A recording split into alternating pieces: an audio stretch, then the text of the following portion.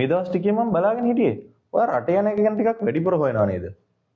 ඔව් අනේ මට අදහසක් තියෙනවා ගෘහ සේවිකාවක් විදිහට රට යන්න. ඒ අදහස නම් හොඳයි.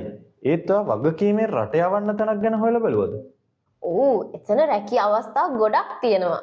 ඒ වගේම VIP පවුල් වලට රැකිය අවස්ථා ගොඩක් තියෙනවා. ඒ වගේම තමයි කුවේට්, කටාර්, ඕමාන්, සෞදි කියන රටවල් හතරටම වේකන්සි තියෙනවා. ඔයාට ওই තැන ගැන විශ්වාසයිද? ඔව් ඒ වගේම වියදම් කිසිවක් නොකර රට යන්නත් පුළුවන්. පිටත් වෙනකොට අපේ අතට ඇදහිය නොහැකි දීමනාවකුත් දෙනවා. හොඳයිනේ. ගෘහ සේවිකයා බෑර්ථ විතරද එතන තියෙන්නේ? නෑ. ගෘහ සේවිකා වගේම සෞත්ව සේවිකා, ගෘහ කෝකීවරුන්ටත් ඇබෑර්ථ තියෙනවා. හිතා ගන්නවත් බැරි වැටපුකුත් හම් වෙනවා. අපි ගියාට පස්සේ පැය 24ම අපේ ගැටලු වලට සුහදශීලී සහාය කණ්ඩායමකුත් ඉන්නවා. ඒ කියන්නේ යාලා ඔයාගේ වගකීමක් බාර ගන්නවා නේද?